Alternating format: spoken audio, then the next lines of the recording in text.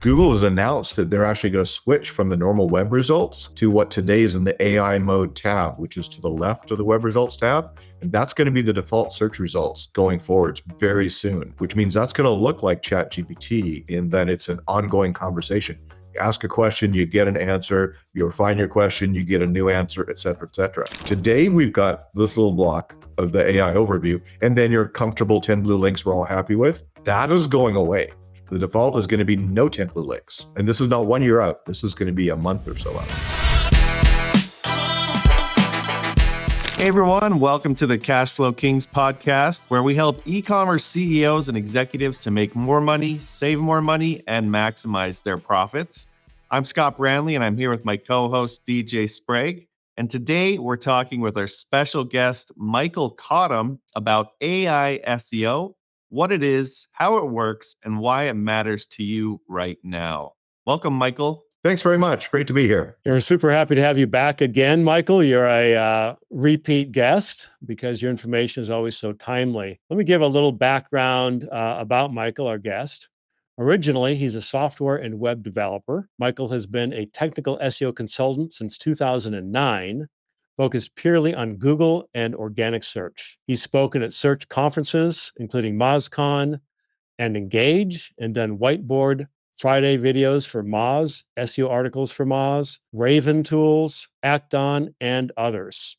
He's worked with over 1,200 businesses around the world, ranging from tiny startups to enterprise businesses like Carfax, JD Power, and Chanel. So we're excited to have you back, Michael. And let's jump into the first pressing question. So in your words, Michael, what is AI SEO and why does it matter right now? So the key that's been in front of everybody is, of course, Google's AI overviews and ChatGPT. People are switching, on the case of ChatGPT, they're switching from going to a search engine to ask a question. And people who are just going to Google and not meaning to search are getting the AI overview at the top of the page. So the AI answer is now front and center, whether you're going to ChatGPT or one of the others like Claude and Perplexity, or whether you're still at Google or even Bing with their Copilot and asking questions, the thing front and center is an AI answer.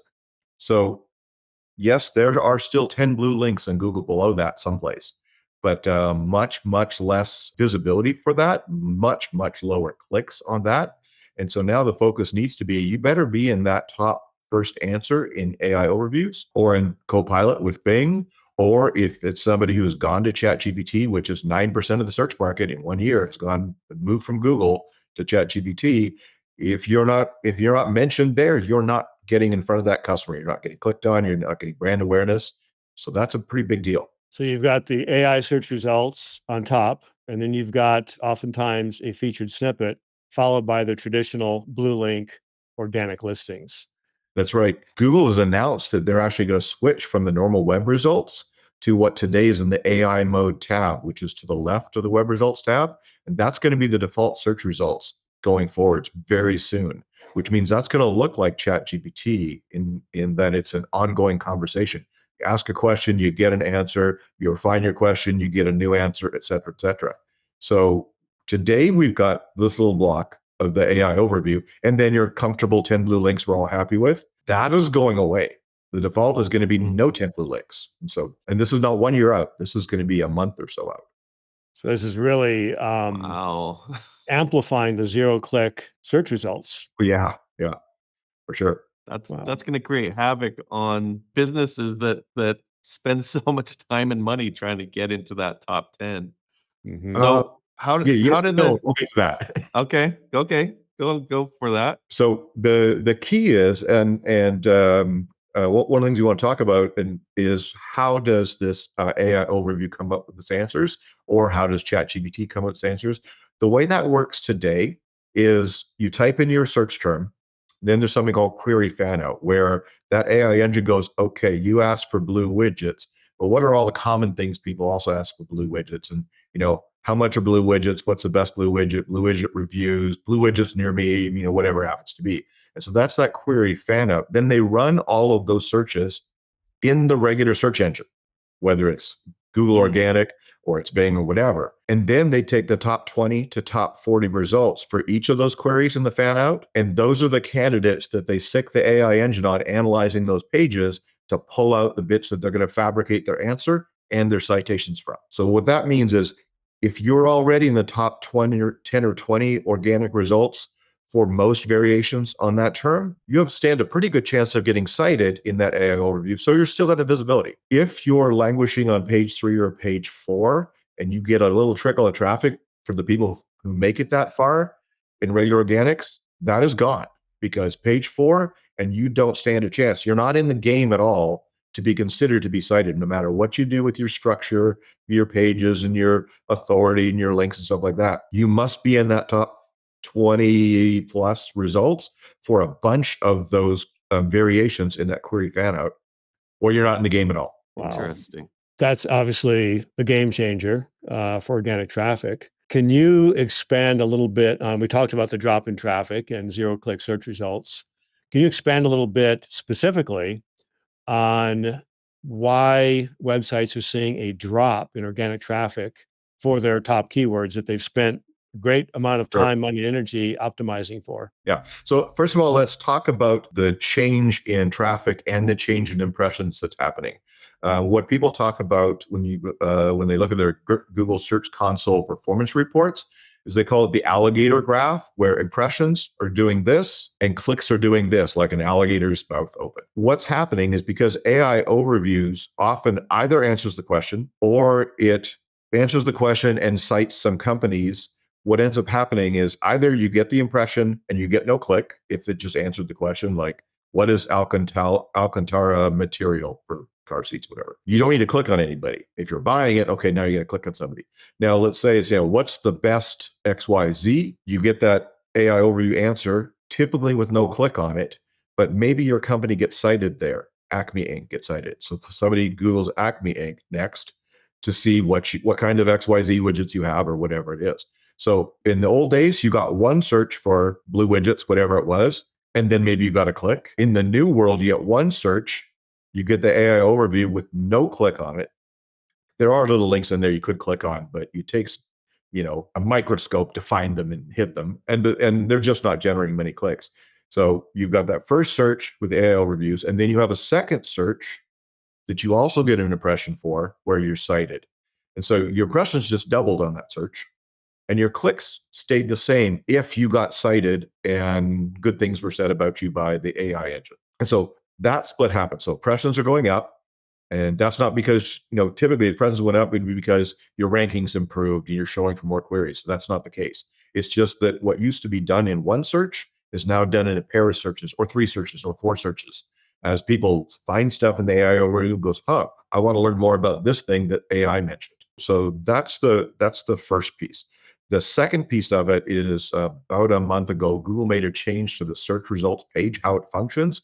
There used to be a parameter you could append at the top in the address bar after it did a search that said, I want 100 results per page, not the 10 blue links. I want 100 blue links. And guess what?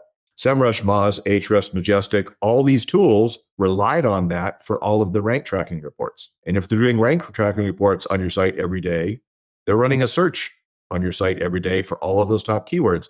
Those were impressions you used to see, and now you don't see those impressions. So besides this alligator thing where impressions are going up, clicks are going down, you'll all see sometime in mid-September, I've forgotten what date it is, impressions all of a sudden went bang off a cliff on one day, and then they continue on. Nothing really happened there. All it is all of these rank trackers stopped getting impressions for anything beyond the first 10 results. Okay. That makes sense. Wow. Okay. So with all these changes coming, what should e-commerce websites do to optimize their site to get traffic? So obviously the number one thing is you better be in the top 10 to 20 results. It's all the core fundamental SEO things you do to be in the top 10 to 20 results so that you could get cited in as, here's one of the 5 companies you might buy this from. All the core SEO things you got to do. So all the technical stuff that you get from a site audit with a crawl, broken links, good menu design that sends link juice to all your key category pages, schema markup in there. And schema markup is actually And there's some debate about this, but a bunch of key people in the industry, I think John Mueller was one of them from Google, said that schema markup is important to the AI engines as they're really looking at entities. Google has been for a while, but it appears that maybe it's more important for the AI engines to understand what a page is about, to have that schema markup in there. So schema markup, the technical crawlability, all that sort of stuff. Links still help you rank in Google. It's still a big ranking factor. Another thing that seems to be a ranking factor that not so many people are paying attention to is social media popularity. So you need to be mentioned. So not only your profile should be have lots of followers and lots of likes on your content, things like that, and lots of people posting stuff with links to your site. That kind of popularity should be a big deal. But as well, places like Quora and Reddit, people should be talking about you. Even if there's no link, a brand mention there is being counted, and that's a ranking factor. So these are all core SEO, forget about AI kinds of things that have been going on for a while. You sort of have to double down on that. You better be seeing your brand name mentioned in Reddit and in Quora and in community forums and news stories and things like that. Searches for your brand name in Google is a Google ranking factor as well. So if you can generate a little bit of press and get people typing in Acme Inc. into the search bar to figure out what you're doing or learn more about you, that is really, really strong. So all these ranking factors, you got to get yourself up into that top 20 results for your top keywords. Now you pass the tryouts, the first round of tryouts, right? For actually getting any traffic from that. And you're a candidate to get excerpted and cited in that AI overview. Beyond that, not a lot of stuff. I would say not a lot of stuff has changed except for little things like structure. So if you think back to the days where featured snippets were at the top instead of AI overviews, what got you in a featured snippet? Very clear structure on your site where here's the question and the paragraph immediately following it is not too short, not too long, and here's the answer. And that's an H2 or an H3 heading, and this is a P paragraph or a div block where a crawler can go, oh, I get it. Question, answer, question, answer, question, answer. That kind of structure helps a lot. It worked for feature snippets. And really, if you think about Google and AI overviews today, forget moving to AI mode, but AI overviews is a lot like a featured snippet. It's just a lot more expensive for Google to build it and takes a lot more horsepower and has a snazzy name of AI overviews. But it's the same kind of thing, and it's the same kind of analysis that's going on to get you there. Now, the other thing I would say, so Google has been talking about EEAT, experience, expertise, authority, and trust for years. And that's really nice talk, but I would say they're not terribly good at it. I'd say they're good at the trust thing because that's just PageRank and they've had that forever. The authority thing, kind of going backwards through EEAT, the authority thing is probably not a lot more than, hey, when people are linking to you, what are they talking about on that page that links to you? So if you're an attorney and all the places where you're quoted and cited, whatever talks about your DUI work, the fact that you also do bankruptcy, Google has been going, yeah, but nobody talks about your bankruptcy practice. They only talk about your DUI. And so maybe that's something fairly simple like that for authority. What is not happening is Google is not looking into the author of a piece of content and then figuring out what credentials that author has. Great example here. So I've been in this space forever, and I either know personally or I know the names of pretty much everybody that speaks at a conference. It's not that big a world, right? The top 100 or so SEOs in the world, we all know each other's names. And do a Google search for SEO consultant. I know about 12 of the top 100. So what does that tell you about Google's ability to figure out who the experts are? Now, granted, there's some that are tool sites and whatever, but there's a whole pile of people in there that I've never heard of, never seen speak at a conference, never seen an article from. So Google's not doing a very good job of that yet. AI, I believe, is doing a better job of that. It's drilling down and go, okay, so DJ Sprague is the author of this piece of content. Oh, and here's his LinkedIn. So these are all the things he's done in the past, and this is what he does now. Oh, and here's his profile on this site where he spoke at this conference about this. I see. I get what he's an expert at, and based on what is linking to him and who it is that's linking to him and their kind of authority and trust. I think AI is doing a much better job at that. It's really interesting in that when Search Generative Experience first came out, which is the AI overview name before Google renamed it like they do everything. When it first came out, somebody did a study and there's something like 80 or 90% of the websites that were cited in the AI overview were not in the top 10 organic results. So AI was like, oh no, we know who the experts are in this and where the best content is. And regular Google algorithm was like completely different set of answers. Now that has come together a lot, but it tells you a little bit about that. So anyway, I think that AI is doing a much better job of drilling down into that experience and credentials and credibility stuff. And I think that'll improve. Yeah. Yeah, I think that's really true from what I've seen, studied, read, observed myself. So let's recap for a second, Michael, just to catch up. So AI search, popularity contest in terms of social media, brand mentions across news, industry sites, press releases, articles, Quora, Reddit. So forums, social media, and third-party news sites, right? Popularity. Much like the popularity of links were in the past, but now it can just be a brand mention. It doesn't have to contain a link. Do follow or no follow, doesn't matter. It's a brand mention. AI is doing a very good job of truly scraping the web, finding those brand mentions, the sentiment, is it a positive mention, negative, neutral, et cetera, and then Mhm. helping rank accordingly. Number two, schema markup. Never went away. Statistically, I've read that only about 12% of websites are fully optimized for schema markup. Schema markup, as we know, works phenomenally well in the FAQ Q&A schema Yeah. configuration. It worked extremely well in the featured snippet. I also see it working as I've tested it in AI search results. So we do see that correlation between a good schema configuration for Q&A in both the feature snippet, the blue links, and AI. You also talked about authority, EAT, and making sure that you do have that bio, that profile that helps acknowledge you as an expert, probably with links to your speaking, your writing, your authoring, Right. consulting, et cetera, right? Okay, so we've kind of recapped that. That's current state. Now future. Where are we going with AI search in the next 1, 2, 3 years from now? And what should we be doing to prepare for that? Okay. So this is my wild prediction. Hmm. I hope you're ready for this. Uh, let's talk about how community sites work on the web. Whether you're a Facebook or Instagram or something like Quora or Reddit or Etsy or some community forum, how do you make your money? Ad impressions. If somebody is sitting on Etsy, because that's where they like to be all day, or Pinterest, whatever it is, and they need to go and find a good coffee shop to go meet somebody, or they need to, compare these two types of tennis shoes or whatever it happens to be, they can't really do that on that community site today.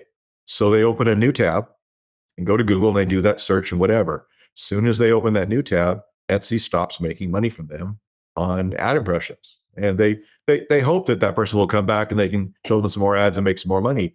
Right. But I couldn't do that here. So I had to leave you and go someplace else where maybe I go off down some other rabbit hole and don't come back at all that day. So if you could embed something like AI overviews in Etsy, in Reddit, in Quora, in Nextdoor, in Facebook, in Instagram, etc., and keep those people on your site, wouldn't that be cool? Now your revenue goes up. The only question is, what does it cost you to do that? And so without AI, I mean, Google's had this programmable search engine that you could embed. They used to call it a custom search engine. But basically, you embed their little widget. Somebody types in a search term, and you get a block in the middle of your page with 10 blue links. And you can either do it for free, in which case Google Ads appear in there. Well, that's not a workable solution for a community, right? It's like if you're doing this to keep people on to show more ads, and then Google Ads take over. Well, enough of that. Or you can pay their $6 per 1,000 searches to have the ads go away. So now you have just the organic results, and you can show your ads on your page around it. Maybe you'll get clicks on that. But somebody does a search on your site for Italian restaurant near me or best tennis shoes or whatever it is. I mean, granted, that person is interested in whatever the result is, and they click on it. Now you've lost them as well. So embedding the 10 blue links from Google is not an answer. Contrast that with how AI overviews appears in Google. You do your search and you've got the AI overview with all this information you need, and you still have the ads above and below it. And I'll bet you there'll be ads injected to the side where right now there's just references to cited sites. Google's doing it in the regular web search tab with the AI over the top. That works. That keeps people on the site. You get more ad impressions. That's all good. So you need to be able to do it that way. Now, why hasn't everybody done that? Because there are APIs for all the engines. So you could embed this today. and costs vary. My guess is that everybody at one of these big communities has done the math till they're blue in the face about how much more am I going to make on my ad impressions? What's my API cost likely to be? How many searches is an Etsy user likely to want to do besides just looking at the Etsy stuff? Is it 1 a day? Is it 3 a day? Is it 9 a day? Is it 1 every 4 days? That times the API cost for the AI answer call. So that's your cost. And then how much more did I make on my ad impressions? My guess is the numbers are like this today, this being bad, and that we need something like DeepSeek, which is 200 times cheaper for API calls than ChatGPT 4. We need something like that where it's like, okay, now the math makes sense. And maybe it's not DeepSeek. Maybe the math still isn't quite there. Maybe it still needs to be 2x cheaper, or everybody's freaked because of their Chinese ownership and what's going to happen. They're going to hack my who knows, right? But DeepSeek basically proved that, okay, all of these other AI engines that cost about this to build and cost that much for, per call in terms of processing, blah, blah, blah, and power consumption. DeepSeek went, we can do this too. And maybe their answer is pretty good compared to ChatGPT, but 200 times less. First of all, there's going to be ChatGPT and Gemini and Perplexity working on making their systems cheaper for sure, and finding ways to make it more efficient so they can cut costs.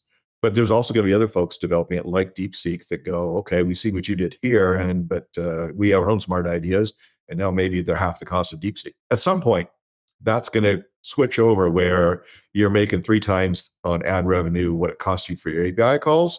And so now, oh yeah, we want to embed search there so that our happy little user camps out on Etsy all day long and never goes to Google to look for a coffee shop or shoes or whatever it is. Even further, and this is something my buddy Dwayne Forrester has talked about. So Dwayne created Bing Webmaster Tools. He was the rep from Microsoft on the organization that created Schema, all that sort of stuff. Dwayne has a great blog on Substack that you ought to check out. But anyway, Dwayne was talking about agents being embedded in here, where you're sitting there on Facebook or Etsy, whatever it is, and you say, gee, I need to book a flight to whatever.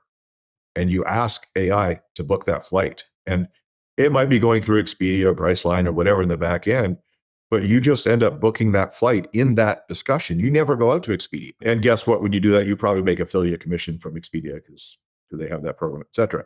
Or same thing, or you want to buy that set of tennis shoes that you just saw these great reviews for, whatever. You don't even leave that. You don't go to Amazon to do it. The AI engine comes back and says, here are 5 ones that we like because of blah, blah, blah, blah, blah. And you ask a few more questions and you end up, here's my size and I want that in blue with yellow, and boom, off we go. And you never go to the e-commerce site. So I think that's the other change. So I think 1, 2, 3 years from now, the search engine will kind of go the way of the handheld calculator. I don't need that as a standalone tool. It's built into Etsy and Facebook and Instagram and TikTok and Quora and whichever one I camp out on. I get a pretty good answer there. There's no need to go to a Google. And so I think Google's market share is going to dwindle. I think because of that, they're going to push real hard to be the engine that gets embedded in all these platforms, so that they still get that traffic. And if they don't get the ad revenue, they get the API revenue. Right? Mm-hmm. But I think that's going to go. That's fascinating. Obviously, there's lots of talk, around all the different, perplexities and co-pilots, et cetera, taking search traffic share. There's also talk around, in fact, it's being tested, from what I understand, embedding product images and checkout pages into those AI search results. So you can just click on the product image, takes you right to the checkout, done, right? Again, never go to the homepage, the category page, the website. It's just fed to you. And then, of course, as you said, the next level, which is the shopping agents, which will do the research, find the top 3 options, 5 options, whatever they are. Could be for flights, rental cars, products, services, doesn't matter. It'll stack rank in any order you want: price, convenience, availability, free shipping, what have you. And again, click to buy.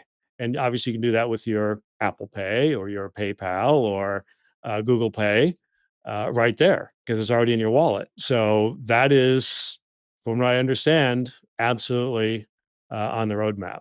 comments? Not only is that possible, but think of how good that is for the consumer. Think of something like Amazon, where I forget what the number is. It's something like 60% of reviews on Amazon in the electronics section are fake or paid for. You have so many products. You search Amazon for something really, some weird, squirrely little automotive tool or whatever, and it's telling you 4,700 people bought it last month. No, they didn't. Yeah. Look, no chance. That's all crap, right? That's all the verified purchase, which is the employee that buys and it never gets shipped and all that garbage. So Amazon people are starting to realize that Amazon reviews and other reviews are game to death and getting very suspicious of that.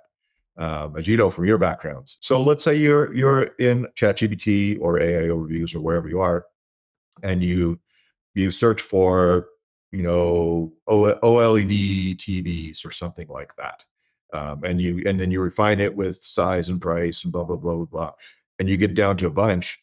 Then say analyze the reviews and recalculate the average review score after remove all the fake reviews. Mm-hmm. Oh my. Oh my. But you don't need to go to Amazon. Amazon's review system is completely busted now because AI is really good at analyzing things and looking for patterns. And so while a human might go through and go, gee, it's very strange that all these reviews are about 100 to 150 words. There's no typos in them, and they were all posted in the last 3 weeks. Like if you're really cynical, skeptical like me, you might start looking at that sort of stuff. But most of us, but AI goes, well, this is obvious. Like, these 117 are fake. Knock them out. Now you've made Amazon's review system not very meaningful because you can get AI to just scrape through all that and tell you, yeah, it looks 4.7 stars after recalculation of 3.1. Oh, okay. Next product. I'm not going after that one. So it's just really cool. So when users start to discover they can do this, wow. Yeah. And AI can scrape reviews from multiple sites. So you're not reliant on the native platform, i.e. Amazon, right? Yep. Or even the website, the e-commerce website.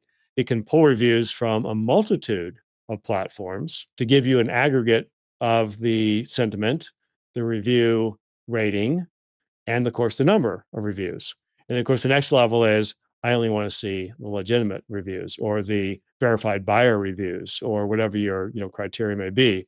So yes, it certainly does empower the consumer to get a broader, more realistic global perspective of the brand reputation versus what the brand wants to serve and manage and control in their environment. And you speak to Amazon, and obviously there's been multiple lawsuits and multiple issues around those gamed fake reviews. So yeah, I think that's going to disempower that asset to a large extent.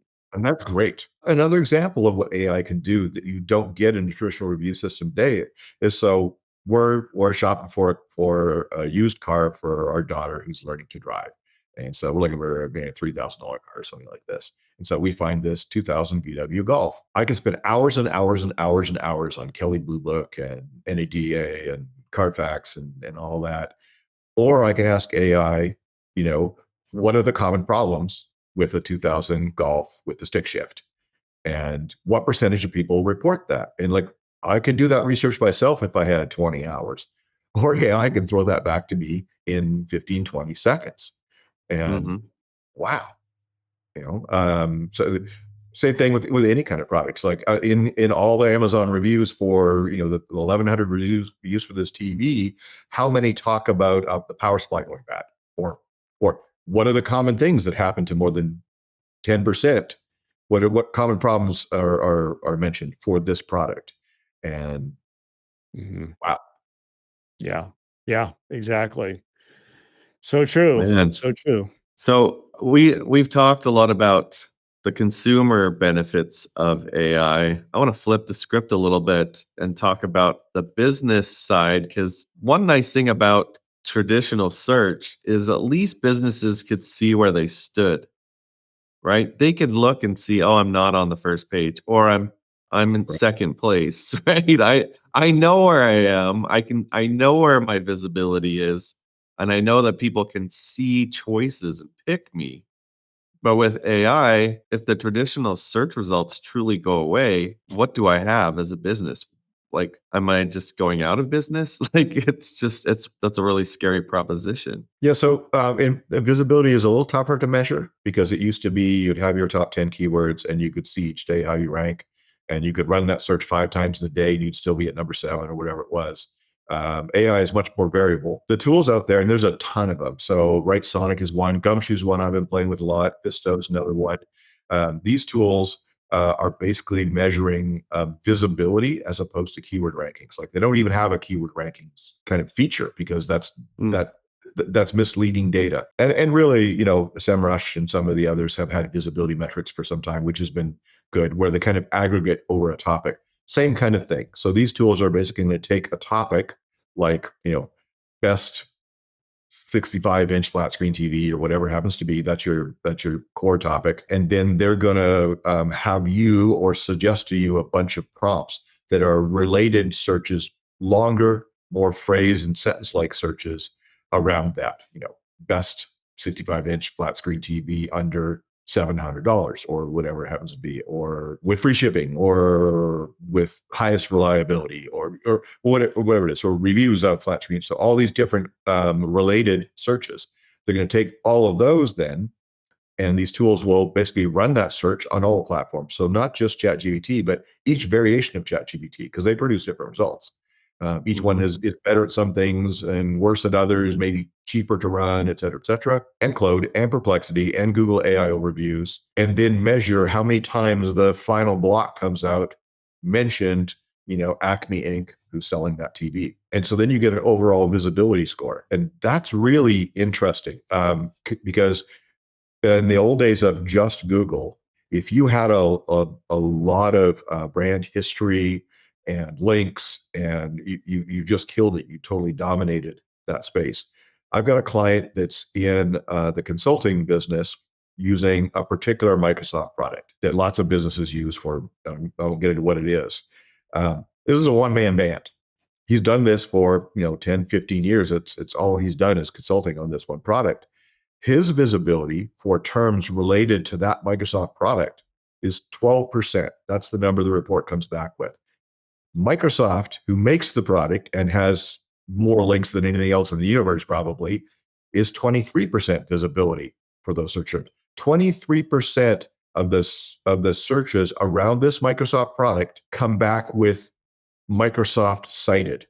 Only 23%. That's really bizarre. And here's this one-man band that's number 2 in visibility, ahead of the big national course companies that sell courses on the product. You'd think that, I bet you'd regular organic, they're number 2. They're behind this one-man band because AI has figured out that, okay, this guy, his content gets cited all over the place because he's got all this useful content about this Microsoft product.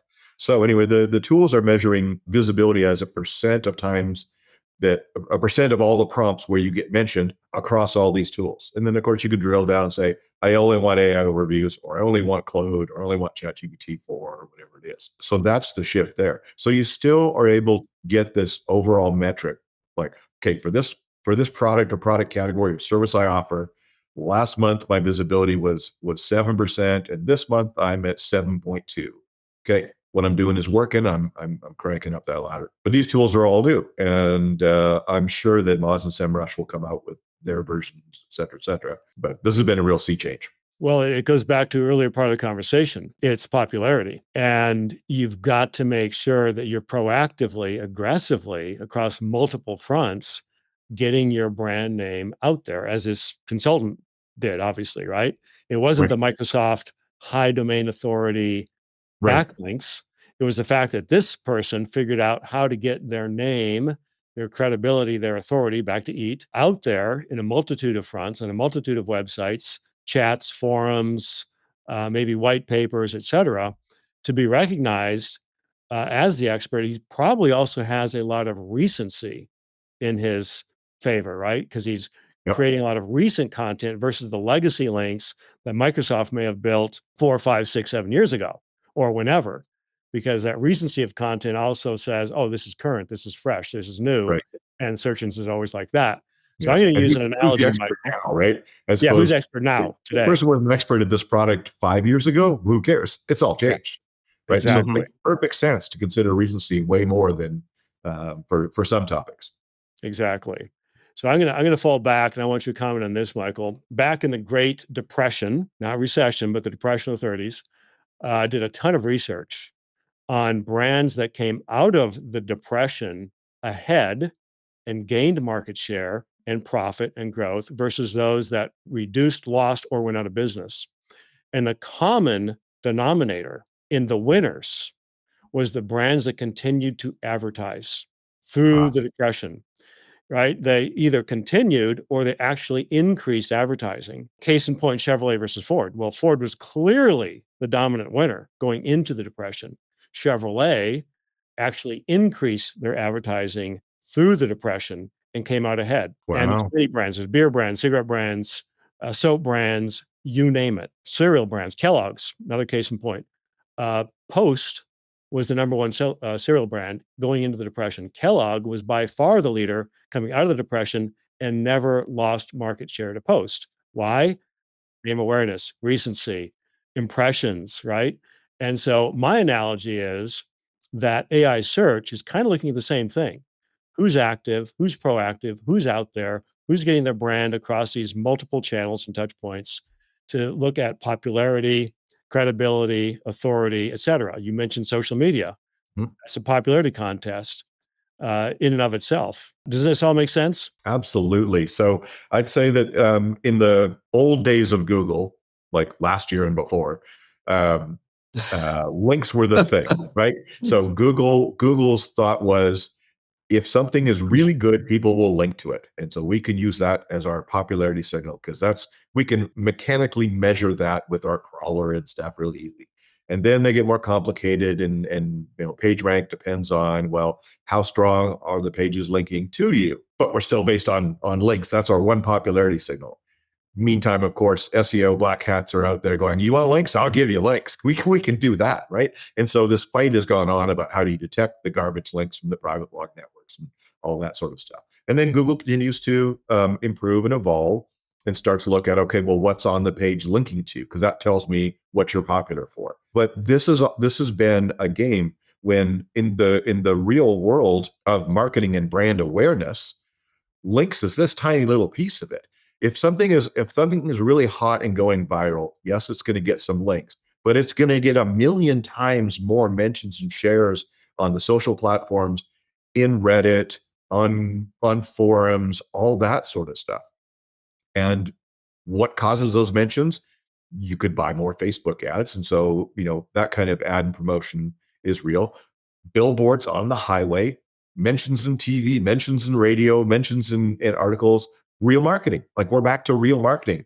AI is now able to make a giant leap beyond Google in determining real popularity of a brand or a product and sentiment about that. So just because you're mentioned all the time, it might be because you're an axe murderer. That shouldn't help you be popular with anything, right?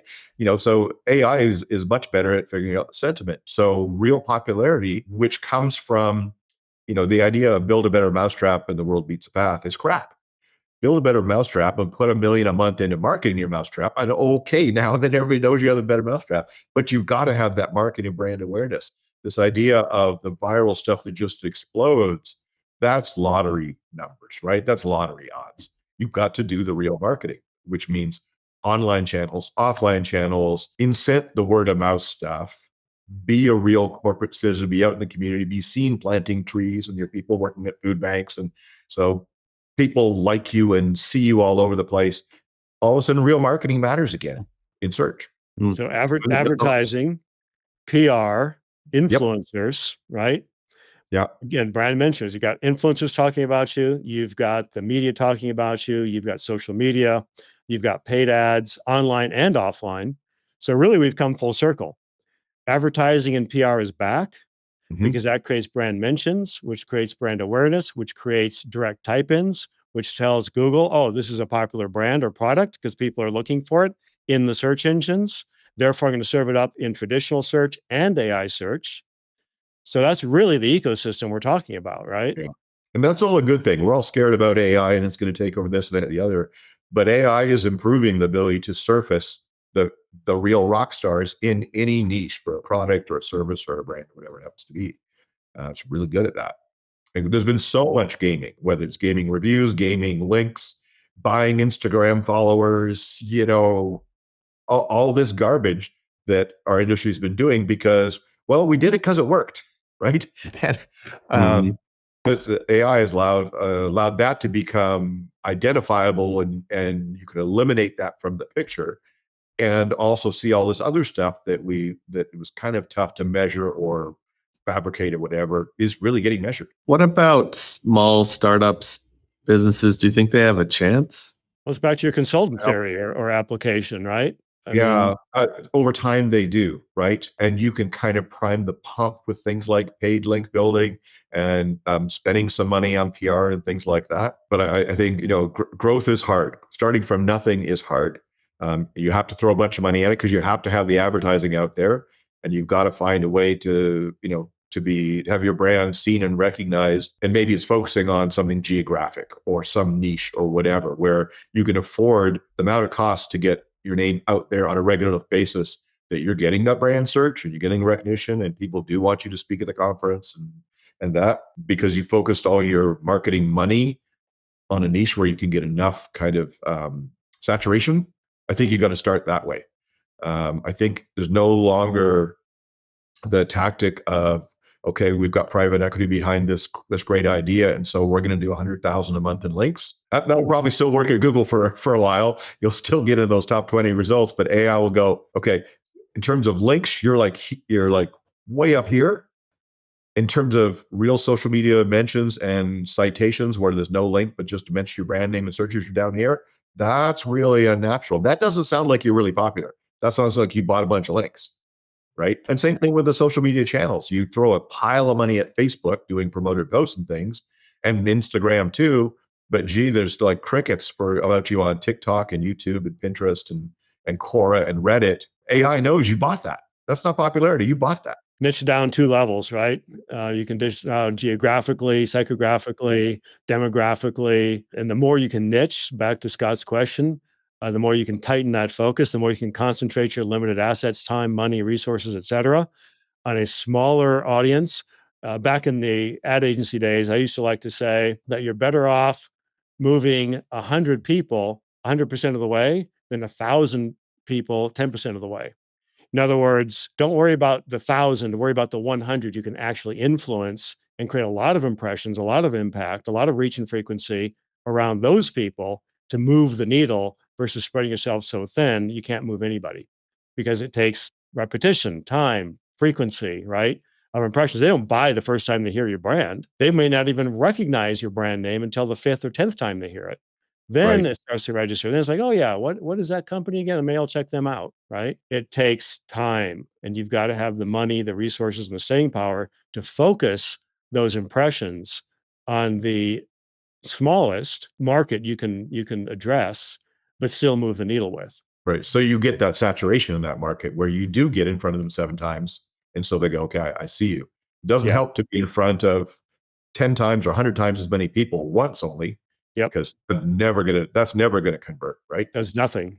Yeah. And unless you're Bezos or Zuckerberg, you don't have the money to saturate all the markets. Right. Exactly. So talking about social media, what can someone do on social media? And let's go back to Scott's point, a small brand, small company. Let's say they're doing 2 million a year online. How can they leverage social media to help with their AI visibility? So I'm going to flip it around little bit and say, here's how you could leverage AI to leverage your social to improve your AI response. So I'm telling my clients, if you, unless you have huge budgets, focus on short videos. And the reason why is a short video is a content option for TikTok, Instagram, and long video is not, and a text article is not. But so TikTok, Instagram, also Facebook, also Pinterest, also LinkedIn, also share links to that in communities wherever. If you're making these little short videos, and so what do you make a little short video about? Common questions people are asking about how to use your product, or should I, or what's the best, or whatever. Now use AI to figure out what those are. So whereas keyword research tools tend to show you, 1, 2, 3 keyword things, and if it's, you get four words in a keyword phrase, the search volume is probably so low that you get no real data. Ask AI, what are the top 20 questions people ask about my product online? What are the top 20 things people mention in reviews of my product?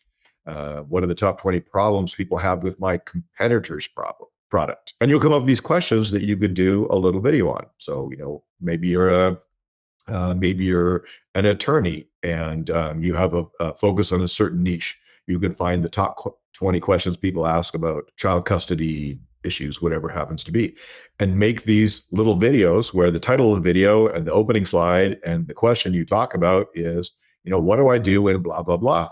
And maybe that's a 20-second or 40-second video. Do that over and over and over again. Same thing with like a physical product that you sell online or a service you sell online. Come up with a list of 20 things. Don't make any sort of epic movie length, whatever. Crank out these 30, 45-second videos, and AI will tell you what those questions are. Yes, you'll have to kind of weed through it, and some will be stupid and they won't help you. They highlight something really wrong with your product, whatever it is, right? But yeah, use AI to come up with those topics. Use those topics to create your videos. And if you really, really are low budget, do those videos yourself.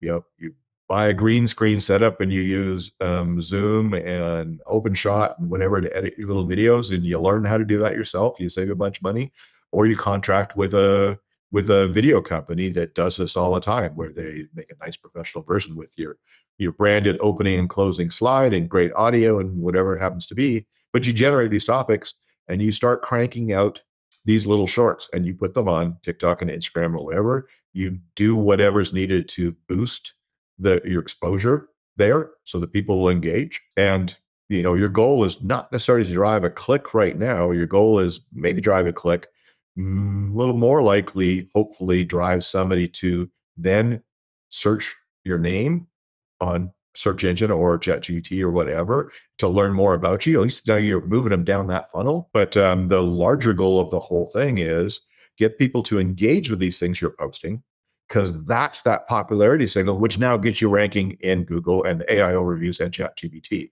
because they see that lots of people are talking about Acme Ink over here. That's kind of my guidance for, especially for the smaller businesses where they don't have, huge budgets for production and things like that. Make these little easy, 30-second videos and then push that. Totally makes sense. In fact, it's interesting. Just last week, I finished up a 3-day AI search course, and they talked about schema, video, and online mentions of popularity. Like those are the 3 pillars. Exactly what you're talking about here. Obviously, YouTube is owned by Google, but YouTube is great for AI because AI can scrape that transcript. Yes. It can understand the context, the sentiment, the likes, the shares, et cetera, comments. And I see AI pulling in YouTube videos very frequently in the search results that I'm given for various queries.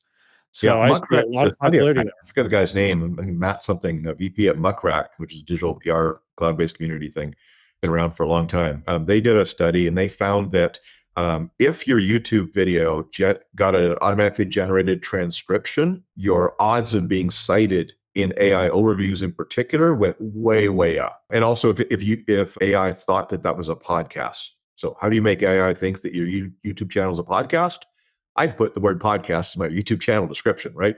There's a pretty good clue right there. And then description of everything you post from our blah, blah, blah podcast. And then the next question is, well, how do you get the automatically generated transcript of YouTube? And for anybody that doesn't know that, there's 3 things: quality audio, so that it can actually hear the words and correctly transcribe it; no accents.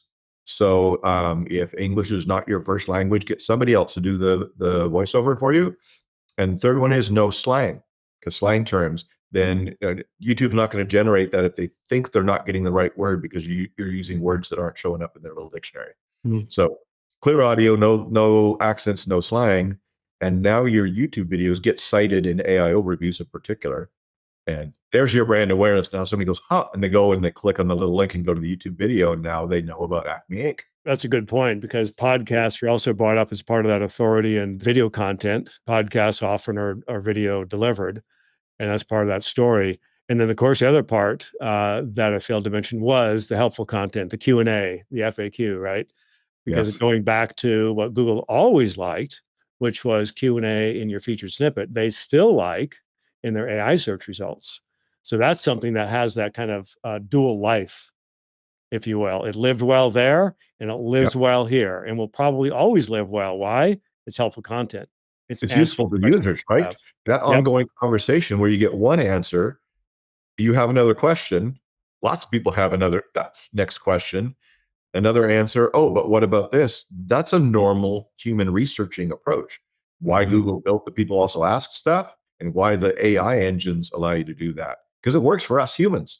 Like yep, this is how we do, this is how we learn and research. that's right. So cannot expect that to go away. I mean, we're almost up to an hour here, and this has been fascinating. But I guess the thing that we usually ask at the end of a podcast is what we call the $1,000,000 question. We usually show our $1,000,000 bill. To wrap this all kind of up, Michael, what's the one AI strategy that would have the biggest impact for an e-commerce brand right now? I would say this is kind of, I got to give credit to my friend Will Reynolds from Sear. A bunch of years ago, he did a conference presentation where his topic was RCS, which stood for real company stuff. This was 10 years ago, telling people to stop buying links, do real stuff that gets promoted. I'd say that's it. You've got to do marketing on all the major channels that can get in front of your people, not just Facebook ads or not just Google ads. Get out there with real marketing, with PR, speak at conferences, get interviewed for news stories, get display ads, participate in communities and things like that. Do all the real marketing stuff. Like imagine the internet wasn't here and you had billboards and newspapers and stuff like that to rely on. I'm not saying buy ads in newspapers.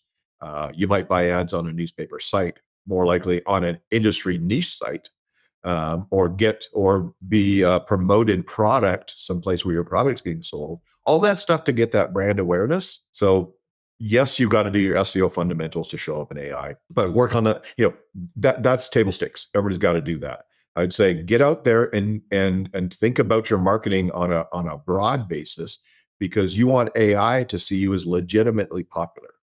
Don't throw all of your money behind Facebook ads because it's easy. I can just throw more money and not do more work to get more exposure, because AI goes, you're popular over here, crickets over here, something's wrong, right?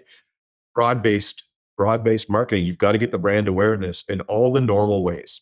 The old ways, the traditional ways. Yeah, absolutely. Exactly. What's old is new again, I like to say. It's almost come full circle. And as things often do, it's interesting to see how that old game is now relevant again.